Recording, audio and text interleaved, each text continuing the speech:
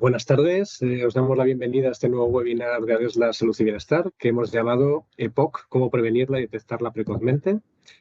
Hoy se celebra el Día Mundial de la Enfermedad Pulmonar Obstructiva Crónica, conocida también por sus siglas EPOC.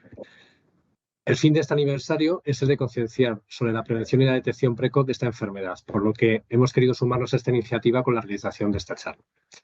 La EPOC se desarrolla, además de entre otras causas que veremos hoy, por la exposición a humos y sustancias irritantes, principalmente el tabaco, que provoca en el paciente una obstrucción o limitación más o menos fija al paso del aire, debido a que las paredes de los bronquios se inflaman.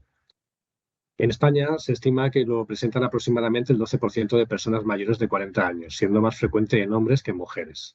Una proporción, el porcentaje de hombres 14,6% y el de mujeres un 9,4%. Además, es una enfermedad poco diagnosticada y, de hecho, se estima que no se detecta en hasta el 74% de las personas afectadas por EPOC, que no sabrían que la padecen y, por lo tanto, no estarían realizando tratamiento para ello. Esto supone un importante problema de salud, ya que es una enfermedad progresiva y cuanto antes se detecta y se trata, pues se controla mucho mejor. En esta charla vamos a explicar en detalle en qué consiste la EPOC y cuáles son sus factores de riesgo asociados. Además, profundizaremos en qué tenemos que hacer para evitar su aparición, cuándo acudir al especialista y cuáles son los beneficios de un diagnóstico temprano.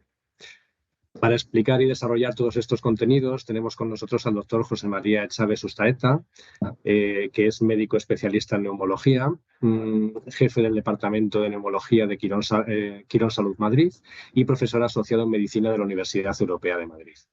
También es autor de múltiples publicaciones científicas nacionales e internacionales e investigador en ensayos clínicos en las áreas de enfermedad pulmonar obstructiva crónica, asma, fibrosis pulmonar y otras afecciones respiratorias.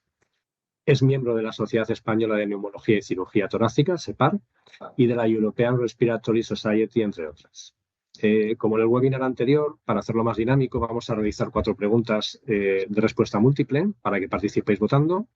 Y para poder hacerlo, si estáis en pantalla completa, os pedimos que salgáis de ella para ver el menú de respuestas y clicar la que consideréis correcta.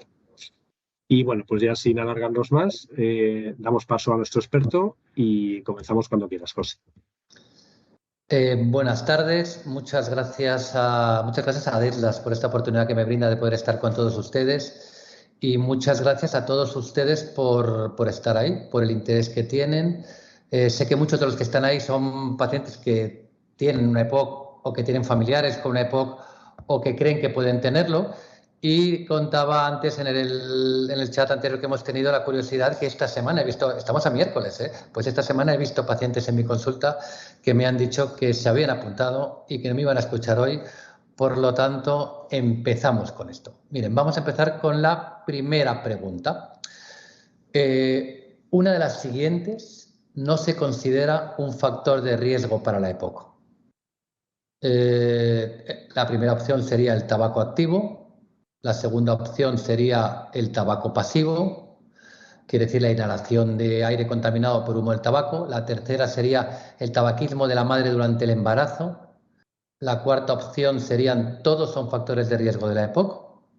Pues a partir de ahora tienen la opción de puntuar aquella opción que les parece más correcta de las 4. Adelante.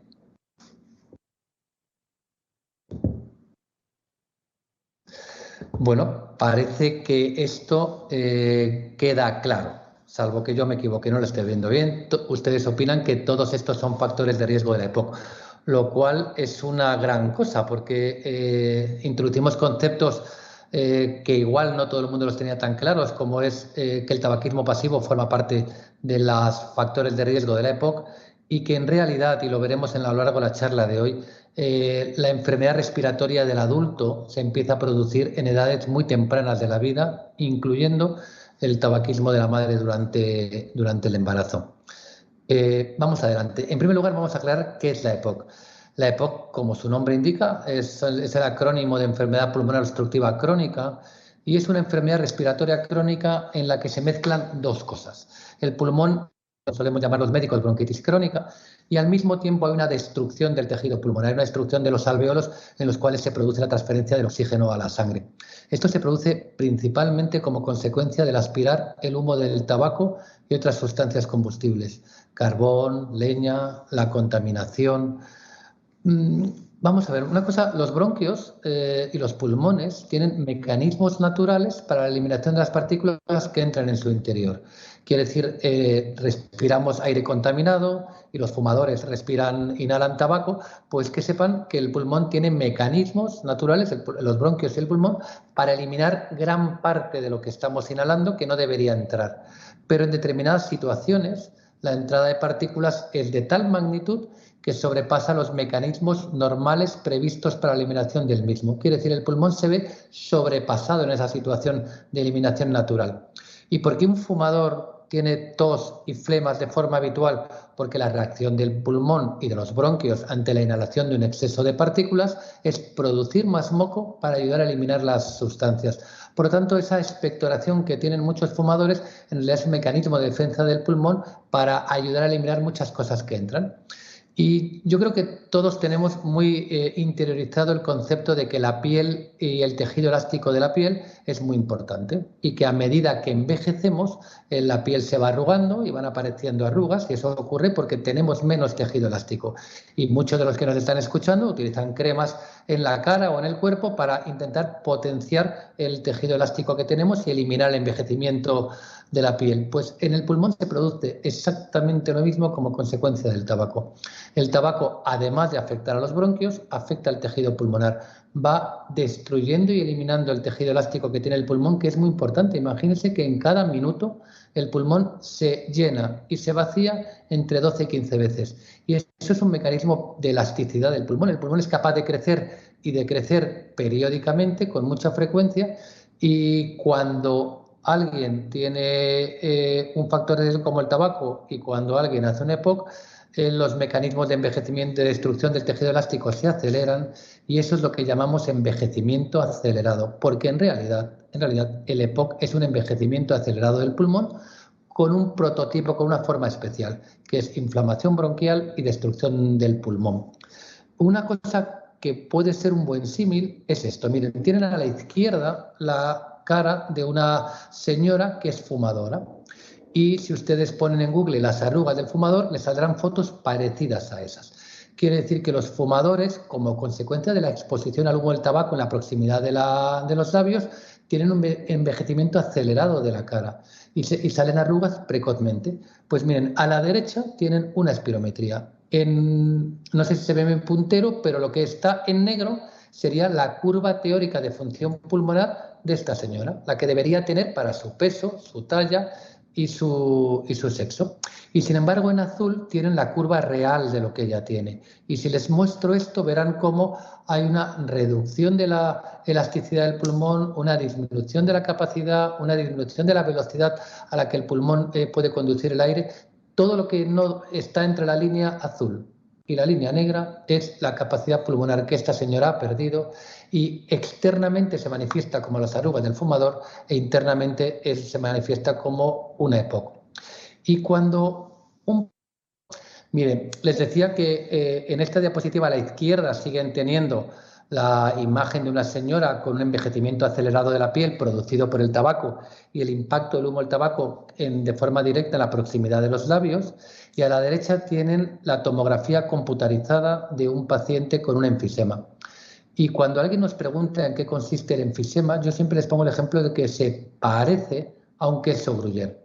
El queso gruyère es un queso que tiene agujeros, pues el enfisema es un pulmón que tiene agujeros. Agujeros en los que antes había tejido pulmonar y agujeros en los que ha desaparecido el tejido pulmonar. Y esos agujeros son casi siempre irreversibles.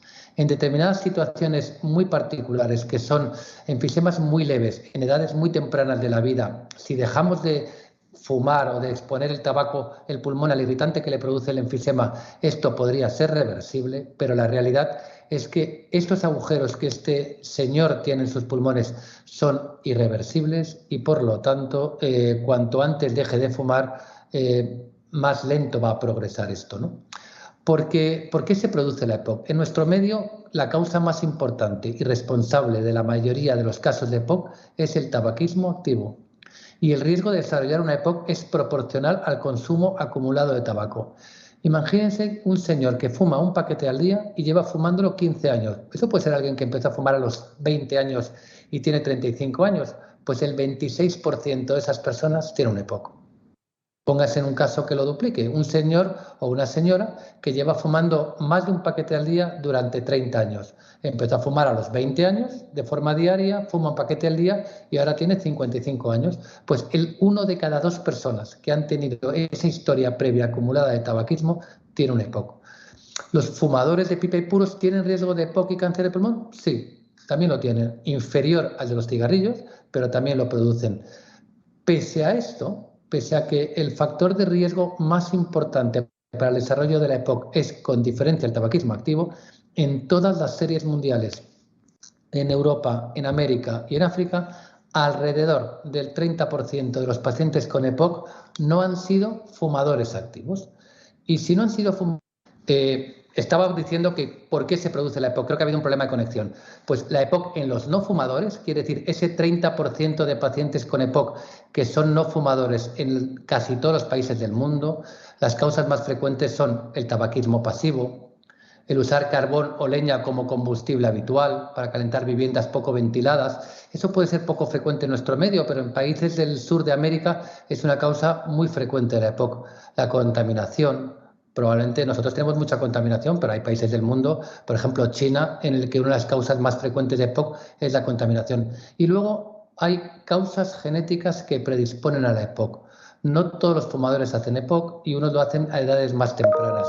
Pues ¿por qué lo producen unos y no otros? Por ahora solamente conocemos una causa genética que podemos medir y que podemos estudiar y que encima podemos suplementar, que es la falta de una proteína que se llama alfa-1 antitripsina. Quiere decir, hay personas que nacen con un déficit en la producción de una proteína cuyo déficit unido a una inhalación de tabaco, tabaquismo pasivo, contaminación, hace más probable que tengan una EPOC. Y luego hay una cosa que ha tomado una importancia muy creciente en los últimos 7 años. Si yo hubiera dado esta charla de la misma en el año 2015, no les contaría lo que les voy a contar ahora. Pero en el año 2015 se publican unos trabajos que contribuyen a alertarnos sobre la importancia del desarrollo pulmonar en la infancia, en la aparición de enfermedades pulmonares crónicas del adulto. Y ahora mismo se piensa que alrededor de un 50% de las personas con EPOC han tenido alguna alteración en el desarrollo de sus pulmones durante la infancia y que eso ha sido un factor favorecedor que hagan una EPOC. Seguro que algunos de ustedes que me están escuchando, si tienen una EPOC y miran para atrás y piensan lo que les contaban sus madres o sus padres cuando ustedes eran pequeños, igual les decían que ya de pequeños se ponían malos con más frecuencia que otros hermanos o con más frecuencia que otros niños. Pues la alteración del desarrollo pulmonar en la infancia es un factor muy importante en el desarrollo del EPOC y se piensa ahora mismo, y hacemos estudios, y ahora desde que hemos empezado a medir esto con más frecuencia, un 10% de los adolescentes alcanzan la edad adulta sin haber tenido un desarrollo pulmonar completo. Quiere decir que esos son los niños que de pequeños se les daba peor el deporte, que preferían ser porteros que ser jugadores de campo en el fútbol. Y esto es un factor al que le estamos dando mucha importancia ahora mismo, porque la realidad es que todo lo que ocurre en el ambiente que rodea los pulmones, desde la gestación hasta el adulto joven, es determinante en la salud respiratoria. En la salud respiratoria de un adulto es determinante si los padres han fumado durante el embarazo, si los padres siguen fumando después que el niño ha nacido y se expone al tabaquismo pasivo, esos niños que empiezan a fumar en la adolescencia. Las últimas encuestas nacionales de salud en España nos dicen que los adolescentes fuman menos que fumaban hace 10 años, pero empiezan a fumar antes. Quiere decir, la edad de inicio del tabaco ahora mismo en España está en los 12 años. La infección respiratoria precoz, si ustedes tienen nietos habrán oído hablar de un virus que es el virus respiratorio sincitial, pues esos niños que hacen precozmente infecciones respiratorias y que han tenido bronquiolitis y que algunas de ellas les ha llevado a hospitalizarse, tienen un riesgo incrementado de desarrollar enfermedades respiratorias crónicas de adulto. La presencia de atopia o alergia en la infancia, el propio asma, la obesidad, la vida sedentaria versus la actividad física. No es lo mismo vivir en el centro de una ciudad contaminada que vivir en un ambiente rural. Todo esto que rodea al desarrollo de los pulmones, todo ello contribuye a la aparición de enfermedades respiratorias crónicas de adulto. Y Pasaríamos a la segunda pregunta. Miren, la frecuencia de la EPOC en la población general entre 40 y 80 años, y hablo población general, aquí no mencionamos la palabra tabaco. ¿Cuántas personas de las que tienen entre 40 y 80 años en España tienen un EPOC? ¿Un 11%, un 3%, un 25% o un 50%? A ver, de estas 4 alternativas, ¿cuál les parece que sería la más aproximada a la frecuencia de EPOC en la población general en España? Pues miren, veo que la más votada, ahí se están igualando. Pues miren, las dos más votadas con diferencia son la tercera y la cuarta. Quiere decir que la mayor parte de los que están escuchando esta charla opinan que la frecuencia de EPOC en la población general entre 40 y 80 años es entre un 25 o un 50%. Pues la realidad es que no, afortunadamente no estamos en esa situación y lo explicaremos ahora, sino que la frecuencia de EPOC en la población general en España entre 40 y 80 años es el 11%. En España hemos hecho 3 amplios estudios de prevalencia que se hacen cada 10 años en los que medimos cuánto de la población general tiene un EPOC. Pues entre 40 y 80 años, un 11% de los españoles tienen EPOC, un 14% de los varones y un 9,4% de las mujeres. Clásicamente se decía que la EPOC era una enfermedad de varones, no tienen antecedente de tabaquismo activo. Y aunque es verdad que es más frecuente en mujeres, si cogemos esas 3 encuestas que hemos hecho en los últimos 30 años en España, a lo que estamos asistiendo es a un incremento marcado de la prevalencia de la EPOC en mujeres. Tal es así que una cosa curiosa y que ha salido por primera vez en esta encuesta que se ha publicado en el año 2021 es que hay sitios en España, por ejemplo en Madrid. Yo vivo en Madrid y mi asistencia médica la hago en Madrid y algunos de ustedes estarán en Madrid. Pues en Madrid la prevalencia de la EPOC en mujeres es mayor que en hombres. Hay más EPOC en mujeres que en hombres. ¿Es posible que esto tenga que ver con el tabaco? Quiero decir, ¿es posible que en un ambiente muy urbano fumen más mujeres que hombres y lleven fumando en los últimos años más mujeres que hombres y eso haya hecho que tengamos más EPOC en mujeres que en hombres en una ciudad como Madrid? La verdad es que no lo sabemos. Esto es un dato que sorprendió mucho en esta encuesta y que tendremos que intentar averiguar qué es lo que ha pasado para encontrar estos datos. Miren, la otra cosa que decía, la EPOC es una enfermedad de varones, ya hemos visto que sí, pero no tanto. Fumadores es verdad, pero también lo vemos en no fumadores. Y lo que sigue existiendo es que la prevalencia se incrementa claramente con la edad. Una cosa bonita del pulmón, y lo decía antes, es que el pulmón tiene mecanismos para eliminar las partículas que entran en su interior. Y entonces, en general, y hablando especialmente del tabaco, es necesario fumar muchos años para hacer una EPOC. Quiere decir que si alguien empieza a fumar a los 20 años y deja de fumar a los 35, aunque lleve fumando 15 años, la probabilidad de que haga un EPOC es muy inferior que si sigue fumando. Pues mire, la prevalencia de EPOC entre los 40 y los 49 años es de un 4% y se va incrementando hasta que llega a ser casi un 25% entre los 70 y los 79 años, independientemente del tabaco. Esto es prevalencia en población general. Quiere decir que 1 de cada 4 personas que tiene entre 70 y 79 años tiene EPOC, independientemente del tabaco. Por lo tanto, sigue siendo una enfermedad en la que es mucho más frecuente a medida que tenemos más años. Tercera pregunta. Una de las siguientes afirmaciones de la EPOC no es cierta. La EPOC es más frecuente en fumadores mayores, en algunas comunidades es más frecuente en mujeres, la EPOC puede tener su origen en un mal desarrollo de los pulmones en la infancia y la juventud. Y la cuarta opción sería, la EPOC siempre tiene síntomas asociados. No debemos sospecharlo en ausencia de tos, dificultad respiratoria o catarros frecuentes. Siempre tiene síntomas asociados. Pues una de estas 4 afirmaciones es incorrecta. Vale. Absolutamente definitoria. Quiere decir, yo les felicito a todos ustedes porque la EPOC es más frecuente en fumadores mayores, en algunas comunidades es más frecuente en mujeres. Puede tener su origen en un mal desarrollo de los pulmones en la infancia, pero puede haber EPOC sin tener síntomas asociados. No hay que esperar a que alguien tenga síntomas para sospecharla y para buscarla. Porque esa sería la otra pregunta, ¿no? ¿Cuándo debemos sospechar? que hacemos, también lo que buscamos es cuál es el porcentaje de pacientes que teniendo EPOC lo conocían. Pues solamente un 25%. Quiere decir, 3 de cada 4 pacientes con EPOC no han sido diagnosticados. Desconocen que padecen la enfermedad y por tanto no reciben tratamiento. Y esta frecuencia del 75% era la misma hace 10 años y era la misma hace 20 años. Quiere decir que no hemos mejorado en nuestro medio en incrementar la tasa de diagnóstico de la EPOC. Y ahora lo veremos, no es porque sea difícil hacerlo, el diagnosticarla. Y yo les diría que en cualquier caso hay que ampliar el foco tradicional. Recuerden que en un 50% de los casos contribuye a la EPOC una alteración del desarrollo pulmonar en la infancia y que el 10% de los niños no alcanzan un desarrollo pulmonar completo. Últimamente los neumólogos estamos por la idea de que todo adolescente debería tener una espirometría cuando llega al final de su adolescencia, como mínimo, para intentar identificar a aquellos adolescentes que no han tenido un desarrollo pulmonar completo y que por lo tanto tienen un riesgo incrementado de tener enfermedad respiratoria en el futuro. Esta es la última pregunta, aunque todavía nos queda parte de la charla. Y miren, con respecto a la EPOC, es cierta una de las siguientes.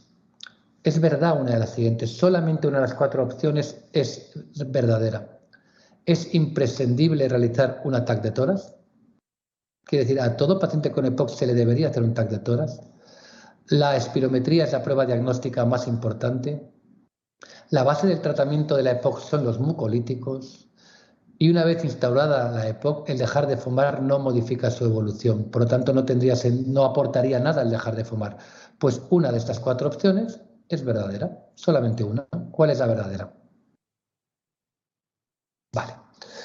Vamos a ver, no es imprescindible realizar un TAC de tórax sistemática a los pacientes con EPOC. Simplemente por tener EPOC no es obligatorio que vaya seguido un TAC de tórax. Por supuesto que un porcentaje importante de los pacientes con EPOC se les hace un TAC de tórax, pero no tienen por qué ser una obligación ni mucho menos y debe ser el médico responsable de cada paciente el que decida que está indicado en ese caso.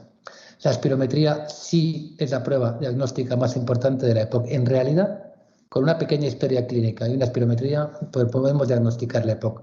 La base del tratamiento de la EPOC no son los mucolíticos, como luego veremos, y una vez instaurada la EPOC, el dejar de fumar sí modifica su evolución. El dejar de fumar siempre aporta salud y lo podemos comentar luego, pero se lo adelanto.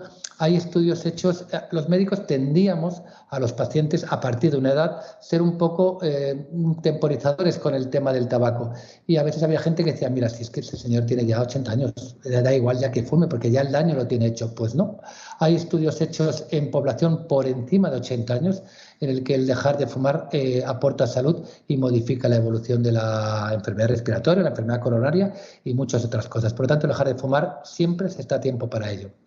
¿Y cómo diagnosticamos la EPOC? Pues la EPOC se diagnostica mediante una historia clínica, que es la base de la medicina, y mediante una espirometría. Una espirometría permite el diagnóstico de la EPOC. ¿Eso quiere decir que si alguien tiene una espirometría normal descarta una EPOC? Sí, a los ojos de la medicina actual, que esto seguro que va a cambiar en los siguientes años. Ahora mismo una espirometría normal descarta una EPOC, pero oigan, no descarta que alguien pueda tener daño pulmonar asociado al tabaco. Alguien puede tener bronquitis crónica con espirometría que no tiene el patrón típico de la EPOC. Alguien puede tener enfisema con una espirometría que no muestra el patrón típico de la EPOC y, por lo tanto, alguien puede tener incluso un cáncer de pulmón con una espirometría normal. Por lo tanto, una espirometría normal no descarta que el tabaco esté dañando nuestros pulmones. A la luz de la ciencia actual, una espirometría normal descarta una EPOC, pero puede haber muchas otras cosas añadidas. Y por lo tanto, una espirometría normal en un fumador no es un argumento para seguir fumando, sino que es un estímulo más para dejarlo. Los que me han visto en consulta saben que yo no soy un médico que intente cargar las tintas y decirle, ostras, usted tiene unos pulmones horribles, como no deje fumar se muere en 2 meses. Porque suelo ser muy sincero y suelo decir la verdad. Y es más, siempre les digo eso que comento aquí. Mira, vamos a aprovechar que usted está bien para dejar de fumar, porque es más bonito dejarlo en salud que hacerlo en enfermedad. La espirometría es una prueba fácil de realizar. Está disponible en la inmensa mayoría, si no la totalidad de los centros de salud, en todos los servicios de neumología. Se tarda en hacer unos pocos minutos. La clasificación depende de varios factores. Por supuesto, la espirometría no solamente clasifica que tenemos una EPOC, sino que nos aporta una gravedad de la EPOC medida por la espirometría. Pero últimamente, además del valor de la espirometría, incorporamos otros factores a la gravedad de la EPOC. Por ejemplo, el nivel de dificultad respiratoria, la frecuencia de crisis o agudizaciones que requieren tratamiento adicional, la presencia de complicaciones asociadas, por ejemplo, insuficiencia respiratoria. Si se fijan, todo esto es una historia clínica, una conversación con un paciente y una prueba muy sencilla como puede ser una espirometría. Y una vez que hemos diagnosticado una EPOC y la hemos clasificado de gravedad, como decíamos antes, ¿hace falta hacer algo más o no tenemos que hacer nada más? Pues la necesidad de hacer pruebas posteriores se ajusta de una forma individual, en función de las necesidades de cada caso. Ahora está muy de moda lo de la medicina personalizada. Quiere decir, a los pacientes con cáncer los tratamos de forma diferenciada, ahora veremos que la EPOC la tratamos de forma diferenciada, pero la necesidad de pruebas en un paciente con EPOC también depende de cada paciente. Muchas veces no hace falta nada más. Diagnosticamos a un paciente una EPOC leve, es fumador, le recomendamos... Vale, como ha habido una interrupción, empezamos de nuevo con esto. Estaba explicando la necesidad de pruebas complementarias una vez diagnosticada una EPOC. Quiere decir, una vez que hemos diagnosticado la EPOC y la hemos clasificado de gravedad según la espirometría, la pregunta es, ¿hace falta hacer algo más a nuestros pacientes con EPOC? Pues depende, a unos sí y a otros no. Y la necesidad de esto la puede hacer el médico que la atienda, su médico de familia, su neumólogo, su médico internista, y la necesidad de pruebas adicionales dependerá de la gravedad de la EPOC, de diversos factores. Si yo dijera qué dos cosas probablemente deberíamos hacer prácticamente siempre a los pacientes con EPOC, sería una prueba de imagen, que en muchos casos basta con una radiografía simple de tórax, y una determinación de una prueba de laboratorio que se llama alfa-1 antitripsina, que es una proteína que medimos en sangre, que no hace falta hacer un ayunas, que es una prueba muy sencilla y que es muy barata y que no es cara, y que nos identifica ese pequeño subgrupo de pacientes con EPOC que tienen una base genética. Y ¿podemos hacer algo para prevenir la EPOC? Quiere decir, muchos de ustedes estarán pensando en ustedes mismos, en sus hijos, en sus nietos. ¿Podemos hacer algo para evitar que alguien deteriore su salud respiratoria y, por tanto, que no desarrolle una EPOC? Pues mire, si el 70% de los pacientes con EPOC son fumadores activos, queda claro que lo más importante para evitar la aparición de la EPOC es no empezar a fumar y dejarlo precozmente cuando se fuma. Con diferencia, el tabaco y la EPOC van vinculados de la mano y sujetos muy estrechamente y por lo tanto lo ideal es no fumar, en aquellos que fuman dejarlo precozmente. Y luego, antes hablábamos de la salud respiratoria y las causas que dificultan un buen desarrollo pulmonar. Por supuesto que los padres deberían abandonar el tabaco, es importante el tabaco incluso durante la gestación y por supuesto después de ella, la prevención de las infecciones respiratorias en la infancia, el tratar el asma de forma correcta, es mejor que los niños sean delgados a que sean obesos, es mejor que hagan deporte a que sean sedentarios y en lo que nos permite la vida moderna actual, cuanta menos contaminación ambiental, mayor nivel de salud respiratoria. Muchos de ustedes, que igual tienen una EPOC o que igual creen que lo pueden tener, se estarán planteando qué es lo que no debería hacer yo si tengo una EPOC. Esta es una pregunta muy frecuente en consulta, ¿eh? Vamos a ver, doctor, ¿qué es lo que no tengo que hacer o qué es lo que tengo que hacer? Pues si alguien tiene una EPOC e independientemente del tipo de gravedad, hay una serie de medidas que siempre van bien. No debería fumar ni permitir que se fume en su presencia. Debería intentar no usar carbón o leña como combustible para calentar viviendas poco ventiladas, o sea, no debería haber humo dentro de la vivienda. Debería intentar evitar la exposición y el deporte en los momentos de máxima contaminación ambiental. Es muy importante la actividad física, mucho, mucho de verdad, ¿eh? El pulmón es como un músculo, cuanto más lo desarrollen, más sano lo tendrán. Y yo aquí les recuerdo dos cosas muy facilitas que podemos recordar. Mire, casi muchos de ustedes tienen relojes de esos inteligentes que les hablan de la actividad física. Pues a partir de los 7.000 o 8.000 pasos al día ya se considera actividad física es la mínima suficiente.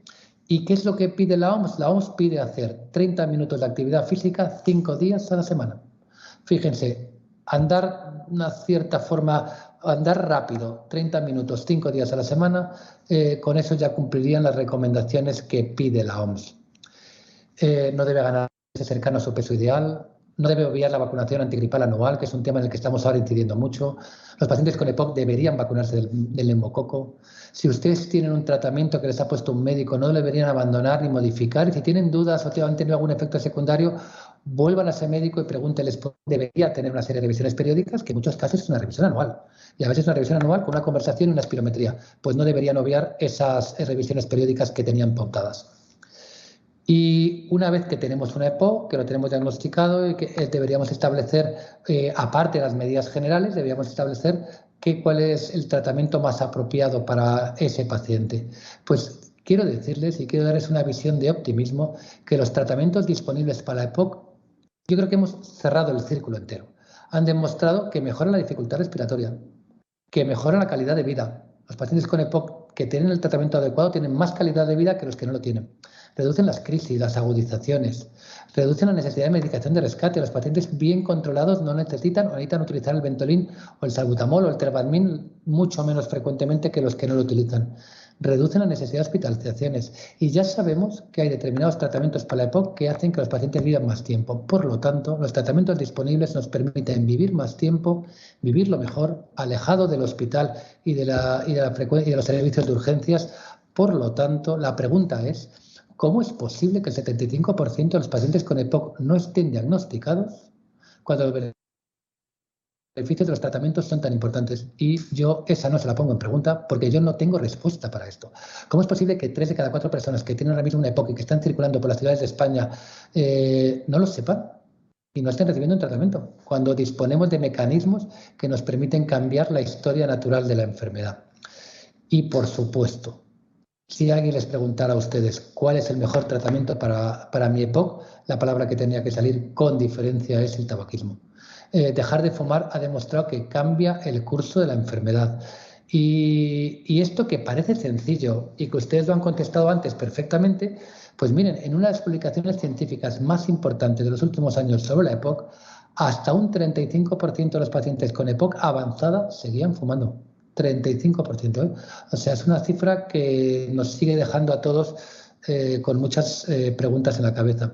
El tabaco acelera la progresión de la EPOC, pero no solamente acelera la progresión de la EPOC, sino hace que los tratamientos sean menos eficaces. Quiere decir, el tabaco va dañando la superficie del bronquio y hace que los inhaladores y lo que utilizamos habitualmente pierda su efecto. Por lo tanto, en aquellos fumadores que quieren dejar de fumar, recuerden que hay tratamientos que ayudan y facilitan el proceso del abandono. Y si un fumador quiere dejar de fumar, ha hecho intentos por su cuenta y no lo ha conseguido, vaya a su médico, pregúntele y pida ayuda, que esto es como otras cosas que hay. Y la base del tratamiento farmacológico de la EPOC son los broncodilatadores inhalados. Ahora mismo combinamos muchos medicamentos en un solo dispositivo de inhalación y tendemos a utilizarlos cada vez en fases más precoces de la enfermedad. O sea, no hay que esperar que una EPOC impida o limite hacer una vida normal para empezar con tratamiento. Si los tratamientos han demostrado todo lo que les decía antes, la idea es empezar a utilizarlo cuanto antes mejor, siempre que esté indicado.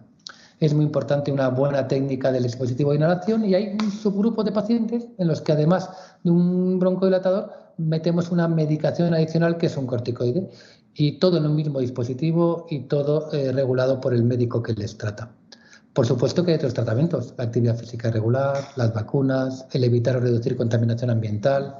En fases avanzadas de la EPOC no es necesario que los pacientes con necesidad de tener oxígeno se queden en su casa encerrados, sino que disponemos de sistemas portátiles que les permiten hacer vida fuera del domicilio y el tener oxígeno y tener una EPOC ya no es un argumento para no salir de casa y para quedarse en ella.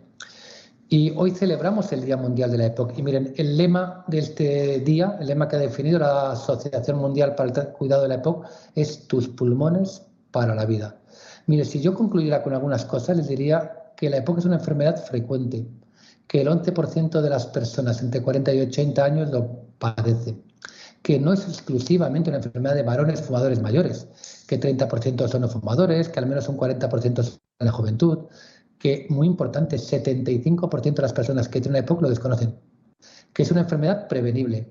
¿Cómo se previene la EPOC? ¿El mecanismo mejor que hay para ahora? Pues dejando de fumar e intentando tener una buena salud respiratoria, que es una enfermedad tratable, que el diagnóstico inicial es muy sencillo, basta con una historia clínica y una espirometría y esto se podría hacer en cualquier centro de salud del sistema público o del sistema privado de España, que los tratamientos disponibles han demostrado modificar el curso de la enfermedad, que el mejor tratamiento es dejar de fumar, ¿eh? Y recuerden esto, aunque les resulte chocante, que hasta un 35% de los pacientes con EPOC avanzada siguen fumando en la mayor parte de las series mundiales. En ese trabajo que yo les decía que un 35% seguían fumando, había pacientes de todo el mundo, incluyendo españoles, ¿eh? O sea, había pacientes españoles en ese estudio y esto era universal. Y luego que ahora hacemos una medicina personalizada. La necesidad de pruebas y el tratamiento que aplicamos a cada paciente con EPOC depende de las características de cada paciente. Y si yo me tuviera que quedar con un lema final, y creo que es la última frase que yo voy a decir en la charla, les diré que cuiden sus pulmones, que son para toda la vida. Muchas gracias de nuevo, Adela, a ustedes, y tenemos, yo creo que 25 minutos para recibir preguntas. Así es, José. Muchas gracias por la exposición, que yo creo que ha sido muy interesante y espero que haya servido para toda nuestra audiencia. Te voy a formular la primera pregunta, nos están entrando muchas. Una es si existe relación entre el EPOC y el cáncer de pulmón, lo que nos pregunta. Sí, vamos a ver. Es más frecuente que un fumador tenga cáncer de pulmón, es decir, tiene más riesgo si tiene una EPOC. 2 personas que han fumado las dos un paquete al día durante 30 años, si una de ellas tiene una EPOC y la otra no lo tiene, el que tiene una EPOC tiene un riesgo incrementado de hacer un cáncer. Antes no lo he comentado, pero las lesiones típicas del enfisema predominan en la parte de arriba de los pulmones, en la mitad superior de los pulmones. O sea, el enfisema del fumador no suele afectar a la parte baja de los pulmones, sino afecta a la parte de arriba de los pulmones. Pues el cáncer de pulmón del fumador con más frecuencia asienta en esas lesiones enfisematosas que están en la parte de arriba de los pulmones. Más frecuente. Cuando definimos la población de riesgo de tener cáncer de pulmón, los 2 factores más importantes son el tabaco y la edad. A mayor edad y más tabaco, más cáncer de pulmón, pero hay una serie de factores asociados. Y si tuviera que citar 2, serían la historia familiar de cáncer de pulmón joven y la enfermedad respiratoria crónica.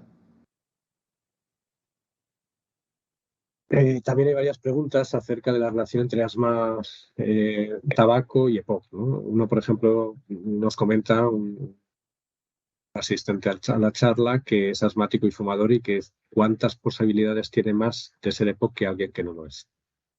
Vale. El tabaco hace una cosa muy interesante, especialmente hablando en los asmáticos. La base del tratamiento de un paciente con asma, a partir de un determinado nivel, un asma de determinado impacto, es la utilización de antiinflamatorios inhalados. Pues el tabaco hace que los antiinflamatorios inhalados sean menos eficaces. Quiere decir, estos antiinflamatorios actúan en un receptor que tenemos en los bronquios y el tabaco modifica la estructura de ese receptor. Y por lo tanto, esos antiinflamatorios no pueden unirse al receptor al que tienen que unirse y por lo tanto no cumplen su papel. Por lo tanto, en primer lugar, un fumador que fuma, que sepa que la medicación le hace menos efecto por un mecanismo intrínseco. Además de que el tabaco, al irritar los pulmones, es un factor de riesgo para que su asma esté mal controlado. Y un asmático que fuma tiene más riesgo de desarrollar EPOC que si no tiene asma. Si antes decíamos que un fumador con EPOC tiene más riesgo de cáncer de pulmón, un fumador con asma tiene más riesgo de EPOC que un asmático que no fume. Yo siempre, una cosa que digo, cuando veo adolescentes que tienen asma, el asma tiene 2 picos de edad, ¿no? En la infancia y por encima de los 40 años. Pues cuando veo un adolescente que fuma, siempre le digo que el riesgo de que haga enfermedad respiratoria de adulto es mucho mayor en él por ser asmático. Por lo tanto, asma y tabaco es una mezcla muy mala. Muy bien. También una pregunta que parece interesante también es la de que si hay relación entre el vapeo y el vapeo, el cigarrillo electrónico y el EPOC también. Si se está en evidencia sobre esto. Esta es una pregunta que surge muchas veces, si las otras formas de fumar tienen menos riesgo de hacer enfermedad respiratoria. Vamos a ver, lo ideal es no fumar, y esa es la clave. Lo que más enfermedad produce es el cigarrillo convencional, de las formas tradicionales de tabaco, y luego irían la pipa y el puro. Si preguntamos las otras 2 formas de tabaco alternativo, que son el IQOS, que muchos de ustedes fumarán IQOS, que es ese tabaco de Philip Morris con menor combustión, o el vapeo, los estudios que hay no tienen seguimiento suficiente para poder... Fíjense que la EPOC es una enfermedad que la trabajamos durante años, que es decir, hace falta fumar durante años para producir una EPOC. Pero la sensación que tenemos los médicos de los estudios epidemiológicos que están publicados hasta ahora es que tanto el ICOS como el vapeo producen enfermedad respiratoria, que probablemente sea peor el ICOS que el vapeo. Y que de las formas de fumar o de inhalar que menos riesgo tendrían probablemente sería el vapeo, pero vamos, yo cuando alguien me pregunta por esto siempre le digo que lo ideal es que cuando alguien se cambia al vapeo, habitualmente muchas veces lo hacen para intentar dañar menos el pulmón, pues que hay una alternativa que lo daña menos y es no fumar nada. También hay cuestiones sobre el tema del componente hereditario del EPOC, ¿no? O sea, si, por ejemplo, tienes un familiar que lo haya desarrollado o varios familiares, ¿qué posibilidades, si eso incrementa tus posibilidades de padecerlo también? Seguro que ocurre, ¿eh? El problema que tenemos los médicos es que todavía tenemos dificultades para entender bien cuál es el sustrato genético que predispone a padecer un EPOC. Seguro que hay una base hereditaria, como también escuchen, hay una base hereditaria en el tabaquismo, ¿eh? Quiere decir, hay familias de fumadores y hay familias que son menos fumadores.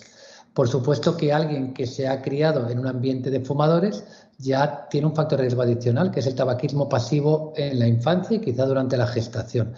Pero la EPOC tiene un componente hereditario. Sí, perdona, José, te has cortado al final, que no sé, estabas acabando, te hemos perdido. A la única que los médicos podemos medir en el momento actual hereditaria es la alfa-1 antitripsina, pero seguro que hay muchas más que irán apareciendo en el futuro. Otra pregunta es la de si me diagnostican un EPOC, si puedo tener mascotas en casa. Sí, en principio sí. Mientras no sea usted alérgico a ellos, sí. No hay ninguna relación entre las mascotas, salvo la alergia, ¿eh? Pero salvo eso, las mascotas, si encima usted las pasea y son mascotas de las de pasear por fuera de casa, igual aportan actividad física. Vale. También hay preguntas acerca de diferenciar entre un EPOC leve o grave, ¿no? Entonces, sé que has comentado algo acerca de ello a lo largo de la presentación, pero quizás podrías incidir un poquillo más en ello. La diferenciación entre los diversos niveles de gravedad de una EPOC lo hacemos con la propia espirometría, que es decir, la espirometría no solamente nos permite diagnosticar la EPOC, sino que nos ayuda a clasificar su gravedad en función de la porcentaje de capacidad pulmonar que hemos perdido. Nos dice que tenemos una EPOC y cuánto hemos perdido. Y luego utilizamos criterios clínicos, ¿no? El nivel de dificultad respiratoria, las agudizaciones que ha necesitado tratamiento antibiótico. Quiere decir que el diagnosticar la gravedad de la EPOC se hace con una pequeña historia clínica y la información de la espirometría. Sí, también preguntan si hay relación entre qué productos tóxicos, si hay, por ejemplo, pues por ejemplo, laborales o trabajo, podrían tener relación con el desarrollo de una EPOC. Vamos a ver. Vapores, inhalación de vapores tóxicos. Sobre cuál de los diversos componentes que hay no está medido, pero lo que sí hay trabajos claros que la contaminación ambiental, micropartículas, sulfatos, incrementa el riesgo de EPOC. Y luego seguro que los trabajos industriales con altos niveles de contaminación también lo producen. Pero en eso sí hemos progresado mucho últimamente, ¿eh? Quiere decir que en la mayor parte de los sistemas laborales existen mecanismos de control del aire contaminado y en eso hemos mejorado mucho. Pero es verdad, el papel que vincula contaminación a EPOC existe, pero es relativamente débil, ¿eh? También incide mucho acerca de la cura, si EPOC tiene cura, ¿no? Yo creo que es importante recalcar un poco que, por lo que se está comentando, ¿no? Que la enfermedad, una vez diagnosticada, pues no es totalmente reversible, pero sí que puedes ralentizar mucho la progresión, ¿no? De la enfermedad si te cuidas y si tomas las medidas adecuadas. La EPOC se había clasificado tradicionalmente como una enfermedad progresiva e incurable, pero la realidad es, yo les diré que como clínico, el EPOC leve en un fumador que deja de fumar se cura. Desaparece la enfermedad. Tenemos pacientes con una espirometría alterada, dejan de fumar, la repetimos un año después y esa espirometría se ha normalizado. Y luego, en aquellos EPOC en los que no se normaliza y hay un daño establecido, hay tratamientos que te permiten volver atrás en parte la enfermedad porque permiten mejorar la función pulmonar mucho y luego modifican la historia natural de la EPOC. Quiere decir, un fumador que fuma y que tiene una EPOC va a tener mucho peor curso que uno que deja de fumar. Por lo tanto, en resumen, la EPOC leve se podría curar y la EPOC establecida de mayor impacto no se cura, pero podemos mejorarla muchísimo. Otro asunto es el de no poder, el de tener una mala calidad de sueño y el ronquido, si eso tiene relación con la EPOC. Os pregunto. No, ahora mismo se consideran enfermedades diferentes. Quiere decir, la EPOC es una enfermedad de los bronquios y de los pulmones y el ronquido y la apnea del sueño es una enfermedad habitualmente de la parte de arriba de la vía aérea superior de la faringe. Son enfermedades independientes que tienen tratamientos independientes. Es verdad que se pueden potenciar. Por ejemplo, un EPOC puede tener determinado impacto de la EPOC en su sueño y si encima tiene apnea del sueño, el impacto es mayor. Son enfermedades independientes que se diagnostican de forma independiente, que se tratan de forma independiente, pero que se pueden potenciar una a la otra en el impacto nocturno de sus repercusiones. Sí, otra cuestión es acerca de qué tipo de actividad física se recomienda. Lo has comentado también en la presentación, pero yo creo que es bueno también. Sí, yo creo que a los pulmones lo que le viene bien, en sanos o en enfermos, es la actividad física aeróbica, fundamentalmente. Y la actividad física aeróbica es el caminar, andar rápido, correr, la bicicleta y la natación. Serían las mejores actividades físicas. Por supuesto que desde el punto de vista deportivo, lo ideal es complementarlo con algo de fortalecimiento. O sea, el mejor programa de entrenamiento es el que combina actividad aeróbica y fortalecimiento. Y la actividad física tiene que estar adaptada a las características de la enfermedad y a la edad de alguien. Si ustedes me dicen, un señor de 50 años sano, el caminar por la calle es una actividad deportiva, en mi opinión no. Un señor sano de 50 años habría que pedirle una actividad deportiva de mayor impacto y de mayor exigencia. En un señor de 80 años andar por la calle es una actividad deportiva, por supuesto que lo es, ¿no? Y hay un montón de trabajos que dicen, que dicen que el paciente respiratorio crónico que hace actividad deportiva tiene mejor evolución de su enfermedad, el pulmón envejece más lentamente, ingresan menos y viven más tiempo. Y de esto sí es una verdad absoluta. También una inquietud es la de qué factores se tienen en cuenta para decidir el tratamiento. Pues el tratamiento ahora mismo lo decidimos en función del nivel de gravedad, quiere decir, en función de la propia espirometría, cómo impacta esa espirometría en alguien, quiere decir, cuál es su nivel de dificultad respiratoria. Tenemos algunos cuestionarios muy sencillos, que son 5 preguntas, y que nos hablan del impacto de la enfermedad en un paciente y que los pasamos en las consultas de una forma de memoria, le hacemos las preguntas y luego la frecuencia de agudizaciones. Quiere decir, aquellos pacientes con EPOC que tienen catarros frecuentes que obligan a poner tratamiento con antibiótico y o corticoides, es un factor adicional que ayuda a decidir el tratamiento. Por lo tanto, espirometría, fatiga, calidad de vida y crisis de la EPOC que obliguen a tratamiento adicional.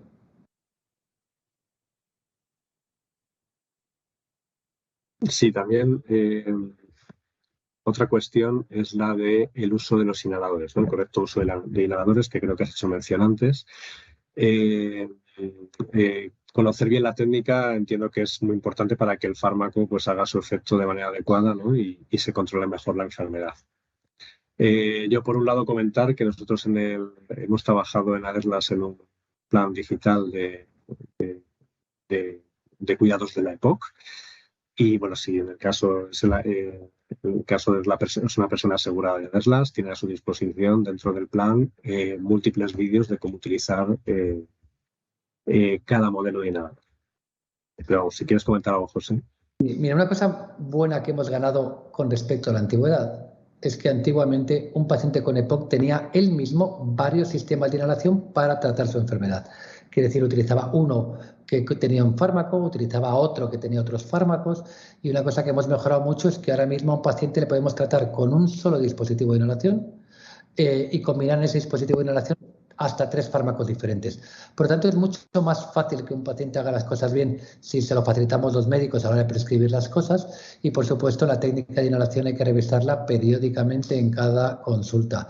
Y ahora mismo los pacientes tienen sistemas digitales como el que decía Fernando, que les permite cualquier duda resolverla. Pero es muy importante, ¿eh? En las medicinas el tratamiento hace efecto cuando se toma y en la medicina respiratoria el tratamiento hace efecto cuando se toma y se toma bien. Totalmente de acuerdo. Y bueno, ya te formulamos la última pregunta, José. También nos preguntan qué relación hay entre EPOC y fibrosis pulmonar. Si finalmente una EPOC puede derivar en... No, pero curiosamente tiene un factor de riesgo común. Los pacientes con fibrosis, el tabaco es un factor de riesgo, hemos hablado hoy del Día Mundial de la EPOC, pues el tabaco es un factor de riesgo para el desarrollo de la EPOC, pero el tabaco también es un factor de riesgo para el desarrollo de fibrosis pulmonar. Y una cosa curiosa, yo antes les decía que el daño pulmonar más importante en un fumador está en la mitad superior de los pulmones. Es donde está la mayor parte del enfisema. Pues, sin embargo, la fibrosis pulmonar es una enfermedad que afecta a la mitad inferior de los pulmones. Por lo tanto, hay una forma de enfermedad que se llama fibroenfisema. Son pacientes que tienen fibrosis en la mitad inferior de sus pulmones y enfisema en la parte de arriba de sus pulmones, que probablemente es la forma más complicada de tratamiento de la enfermedad porque prácticamente no tienen 1 centímetro de pulmón sano. Abajo tienen fibrosis, arriba tienen enfisema y hay que hacer tratamiento combinado. Por lo tanto, un paciente con EPOC no tiene más riesgo de hacer fibrosis pulmonar y uno con fibrosis pulmonar no tiene más riesgo de hacer EPOC o enfisema, pero que sepan que el tabaco incrementa el riesgo de las dos. Un factor más para dejar de fumar. Muy bien, pues hemos finalizado ya la ronda de preguntas. José, te agradezco mucho el tiempo que nos has dedicado a la realización de la charla. Y yo creo que además ha sido bastante claro y yo creo que ha resultado de bastante interés para nuestra audiencia. Si quieres comentar algo y despedirte de los asistentes. Nada, darles las gracias de nuevo a Deslas por esta oportunidad, a todos ustedes por estar ahí y yo espero que ustedes se lo hayan pasado también como yo, de verdad, ¿eh? Digo lo mismo. Y sin más, pues nada, agradeceros a todos vosotros los que habéis asistido a este nuevo webinar. Esperamos que os haya sido práctica toda la información que os hemos dado y si estáis interesados en cómo preservar y mejorar vuestra salud, os invito a entrar en nuestra plataforma, la Salud y Bienestar, en donde vais a poder encontrar, entre otros servicios, un plan digital para dejar de fumar, que como habéis visto lo hemos estado recalcando mucho a lo largo de toda la presentación. Y también si eres un paciente EPOC diagnosticado tienes un plan ad hoc en el que vas a poder disfrutar de muchos contenidos prácticos. También vais a poder encontrar en la plataforma otros planes como de hábitos saludables, de prevención y de cuidados de otras enfermedades, así como un blog de salud sobre diferentes temáticas de interés. También me gustaría recordaros que en estos días vais a recibir en estos días un email con un link donde vais a poder ver el webinar en un nuevo espacio que hemos llamado Escuela de Salud y en el que vais a poder visualizar todas las charlas que hemos ido impartiendo hasta ahora. También una breve encuesta que os animo a realizar para que podamos conocer vuestros intereses en futuros contenidos de salud y 2 infografías que os vais a poder descargar, una sobre EPOC y otra sobre asma. Y sin otro particular, os emplazo al siguiente webinar en el que estamos trabajando, que será sobre salud bucodental infantil. Y nada, desearos una buena tarde a todos.